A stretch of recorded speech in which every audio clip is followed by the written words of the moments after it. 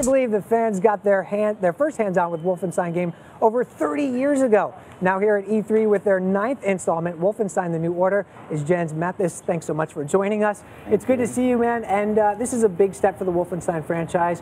Tell us what you guys want to accomplish bringing Wolfenstein back. We really want to honor the original Wolfenstein 3D. That was such a huge thing for us growing up, getting into games and just seeing this, somebody making a game where you could like experience the world out of your own eyes, sort of. Yeah. So well, Wolfenstein's a classic franchise, but you're preparing it now for a new generation of gamer, and you know, staying true to that must be difficult, but there's a lot of new things you're bringing to the table as well. So what are the new aspects of the New Order?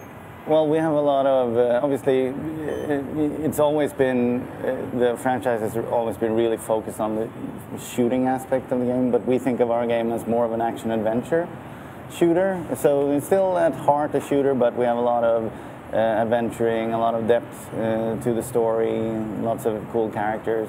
Yeah, I think a lot of people would associate Wolfenstein just synonymous with the genre FPS, but you're saying there's going to be more story-driven moments, and I was reading early on, you were talking about it's very important to you to create the story of B.J. Blazkowicz as something that people could relate to, right? So what can we expect out of the story? Some big set-piece moments?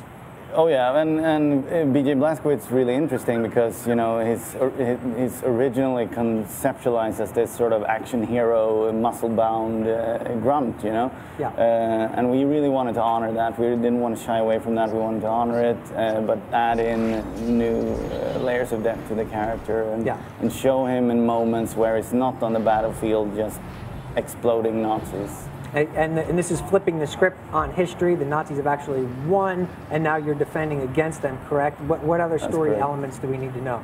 That's pretty much all you need to know. Basically, the Nazis took over the world using some sort of mysterious technology, and they were able to sort of incorporate that into their war machine and conquer the world as we know it. So. And we've moved the timeline forward, so whereas previous Wolfenstein games has taken place during World War II, we are now in the 1960s, and it's just, the war is over, and B.J. Blazkowicz is put in this position where everything that he's fought for is gone, and he basically has to find a way to pick up the pieces and start to do something about this. And the game is set primarily throughout Europe? There are some surprises in there. we're not really bound to, we don't spend a lot of time sort of figuring out how to move the player. We don't spend our time doing sort of transports. So if we want to go someplace cool, we just go there. And lastly, one of the things that you guys are emphasizing is the ability to have unique weapons. I know that some of the weapons that the player will find or be subjected to help traverse the environment, create a strategic advantage in combat. Is that a big part of the game? Yeah, I would say so, but we don't really think about the game in that way. We think of the game as more of an experience, and we're trying to hit a number of notes to put the player on this sort of roller coaster-like journey throughout the whole thing. So everything is very tightly conceptualized and integrated in terms of what happens, and you know, the kinds of weapons that you find and the experiences that you have. It's more, we look at it holistically more.